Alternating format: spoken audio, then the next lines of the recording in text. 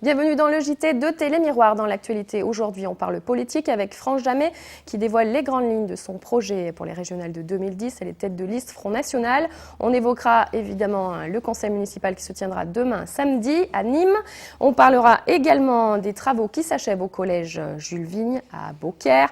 On fera un petit tour du côté de Nimagine et du salon des Santons à Garon. Mais on commence tout de suite avec de la politique. Je vous le disais à l'instant, France Jamais, tête de liste du Front National, a présenté son programme pour les régionales de 2010 aujourd'hui à Nîmes. Détail des grandes lignes de son projet pour le Languedoc-Roussillon avec Alain Bellon.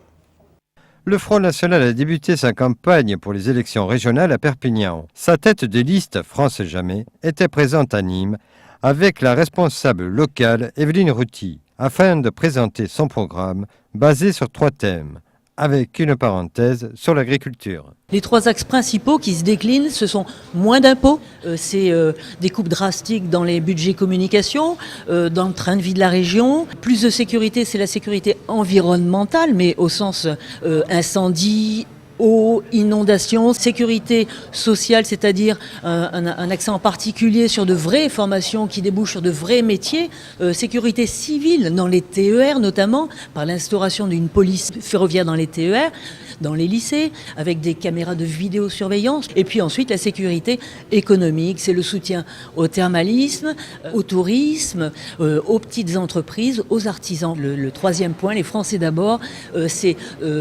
envers et contre tout, chaque fois que ce sera possible, chaque fois que ce sera légalement possible d'appliquer la préférence nationale, c'est-à-dire la préférence à nos compatriotes. Ma petite parenthèse spéciale est la défense de l'agriculture, de la viticulture et du maraîchage dans notre région qui nous tient à cœur pour différentes raisons, des raisons patrimoniales, mais aussi notamment d'autosuffisance alimentaire.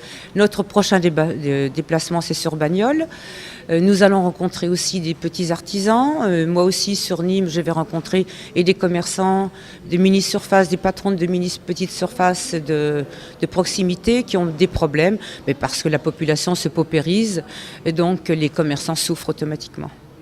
Politique toujours avec demain samedi le conseil municipal qui se tiendra à Nîmes. À l'ordre du jour, il sera question entre autres du DOB, débat d'orientation budgétaire. Le Parti communiste français évoqué hier au Pantel, Catherine Berny-Boissard en tête.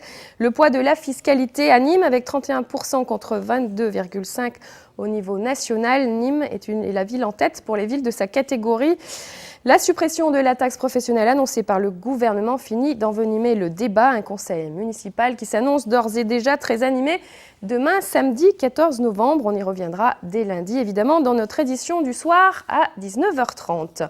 On quitte Nîmes pour Beaucaire. La première tranche des travaux du collège Jules Vigne vient de s'achever. Ce sont quelques 18 millions d'euros qui ont été financés par le Conseil général pour cet établissement. Ce chantier est le plus important du département. Visite guidée avec Alain Bonnet. Le collège Eugène Vigne de Beaucaire voit sa première tranche s'achever après 9 mois de travaux par GFC Construction. Le label bleu flotte sur les bâtiments financés par le Conseil général. Visite guidée. Le label Chantier Bleu, c'est un label interne à l'entreprise qui est décerné aux chantiers qui atteignent, on va dire, une excellence en matière de qualité, sécurité et environnement.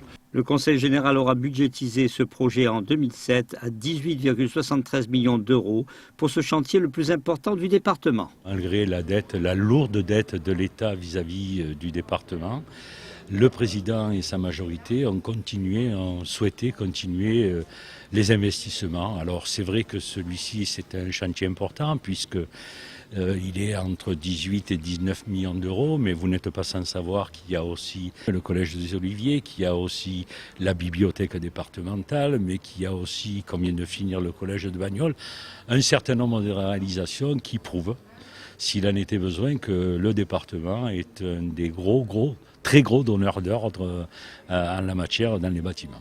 Un chantier propre, sans souci apparent, qui rentre dans les normes environnementales, ouvert sur l'avenir. C'est un chantier qui s'est très bien passé, en qualité, sécurité, environnement.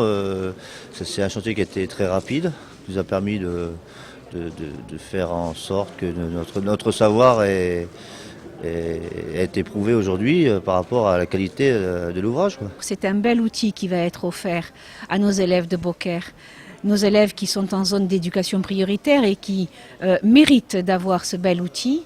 À partir de la rentrée prochaine, ils pourront évoluer dans des salles, comme vous l'avez constaté, qui sont très grandes, très bien éclairées, très vastes, avec une belle salle à manger où ils pourront déjeuner, un équipement adapté. Et j'en suis très fière et très heureuse pour eux. Afin que les élèves s'approprient leur nouveau collège, ils auront participé aux fouilles en amont durant 5 mois avec les archéologues.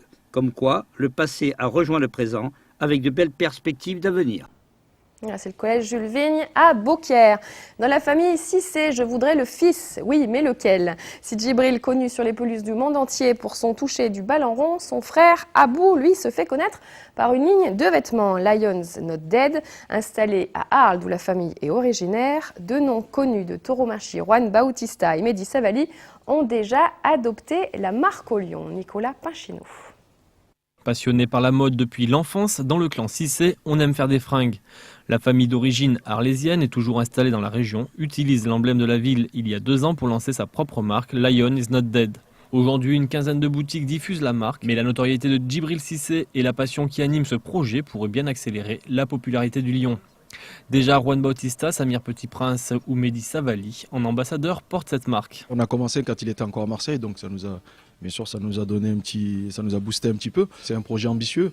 On part d'abord local, et puis on va essayer un petit peu de s'étendre, quoi. Pour les tendances, l'un des associés web tient la boutique Obsession à Saint-Martin-de-Crau. Et c'est en contact direct avec les clients qu'ils adaptent la collection. Comme on aime tous un peu la fringue, on aime tous un peu s'habiller, donc on a décidé un peu de faire un peu faire un produit qu'on porterait déjà nous à la base, quoi. Au lieu de voir un peu à droite, à gauche qu'on n'aime pas, on a fait des produits qu'on aime nous, et puis voilà, quoi. Il s'appelait aussi un peu à tout le monde, quoi. Donc c'est bien.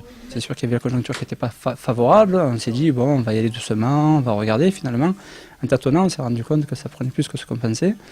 Et là, bon, on a un agent qui va tourner ici dans le sud-est, qui va essayer de nous bloquer bien comme il faut le sud-est. On a un projet en Grèce qui est pas mal, qui est intéressant. En Angleterre aussi, on a eu des touches. Une marque en devenir. D'ailleurs, la jante féminine, un peu en reste, pourrait avoir prochainement sa ligne dans la collection Lion is not dead. Pour la fabrication, les t-shirts sont floqués en Turquie ou au Portugal et les sérigraphies sont réalisées en France du côté d'Avignon. Les créateurs de la marque Lions travaillent aujourd'hui sur des vestes, des sweats ou encore des casquettes en déclinant les 3 styles adoptés au départ, old school, fashion et manga.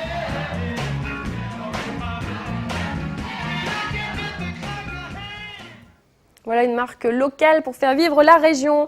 On part à Garon maintenant pour les Santons. Déménagement pour ce 34e salon des Santons. Il se déroule cette année à la salle des fêtes. Des Santons nouveaux venus et originaux apportent juste ce qu'il faut de renouveau à cet événement. Un air de fête de Noël avant l'heure avec Olivier Michel.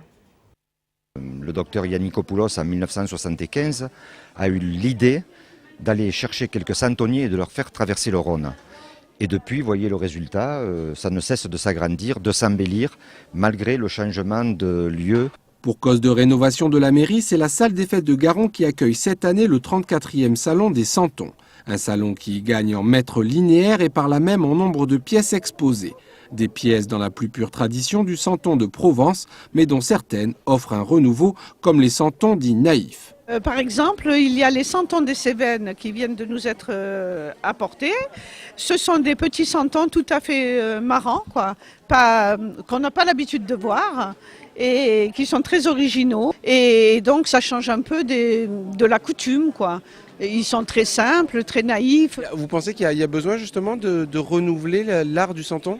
Un petit peu quand même, parce qu'on a l'habitude de voir toujours les mêmes personnages, donc franchement ça fait un petit renouveau, disons. Alors la particularité de ces Santons naïfs, c'est que vous voyez la crèche, les animaux, Joseph, Jésus, Marie, s'emboîtent les uns dans les autres. Servant à représenter la nativité à la fin du XVIIIe siècle dans les églises, les Isantoun, qui signifient en provençal les petits saints, se sont donc progressivement multipliés autour du nouveau-né. De nos jours, la tradition perdure, tout comme, semble-t-il, la multiplication des sujets. Chaque année, on achète à peindre, ou des fois déjà peint, et on agrandit la crèche.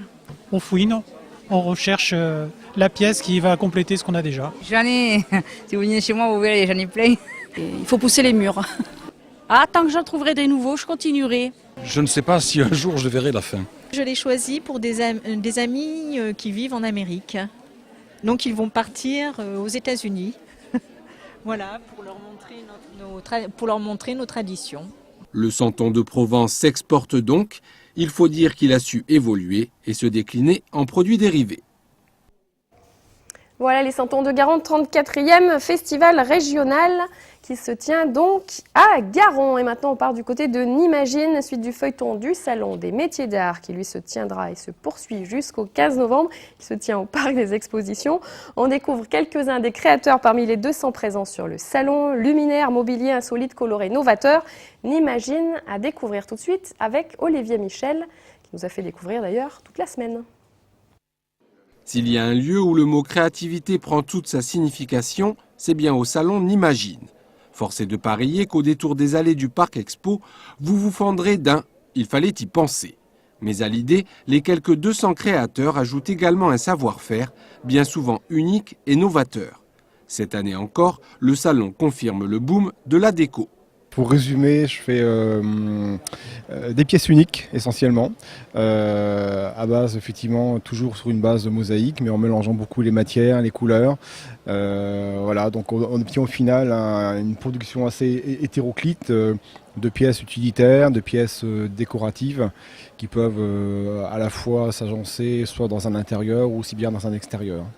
Alors nous travaillons la matière, donc les enduits décoratifs d'une part, et d'autre part la métallisation à froid qui permet de gainer tout type de support, des mobiliers ou des objets, et donc de leur redonner un second souffle, une nouvelle vie. Et on fabrique du luminaire, du mobilier à base de bois flotté avec un esprit contemporain.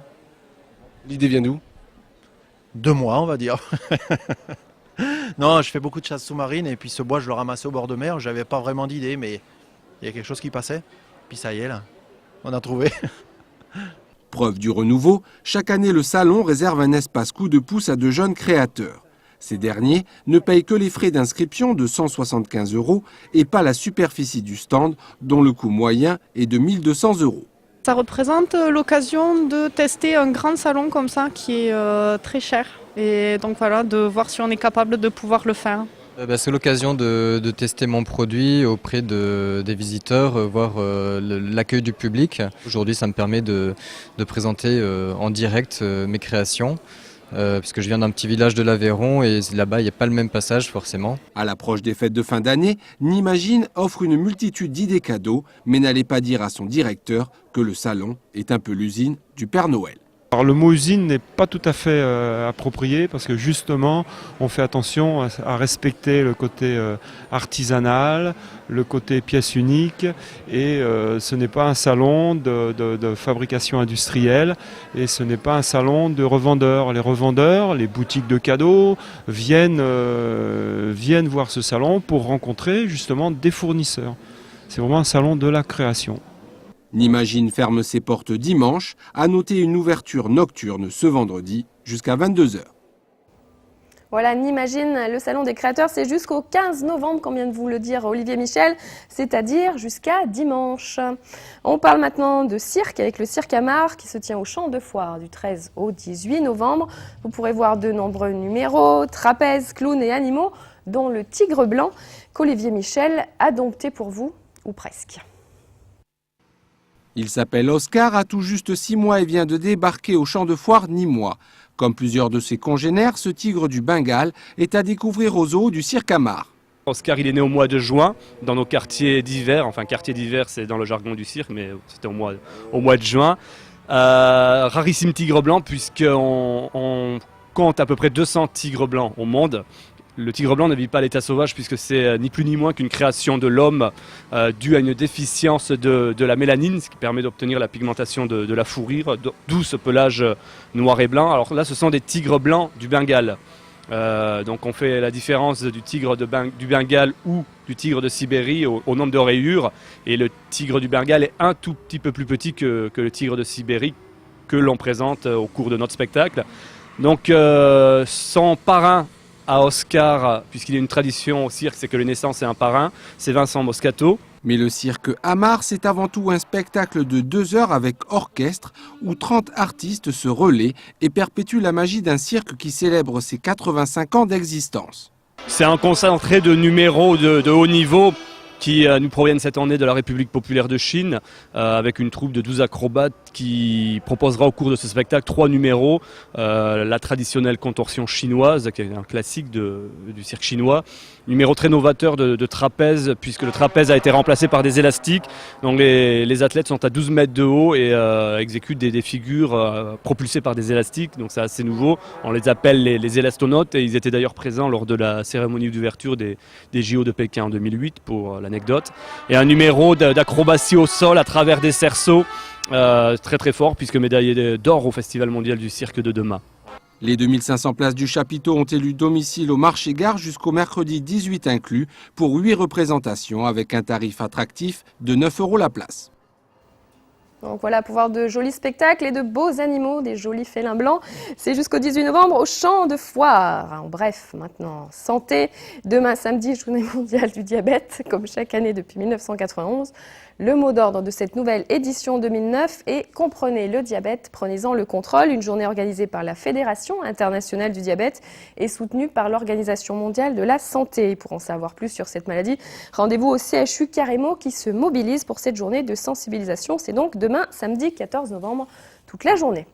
Et un mot de sport pour terminer, du football après leur victoire à l'extérieur contre Clermont-Ferrand, championnat de Ligue 2.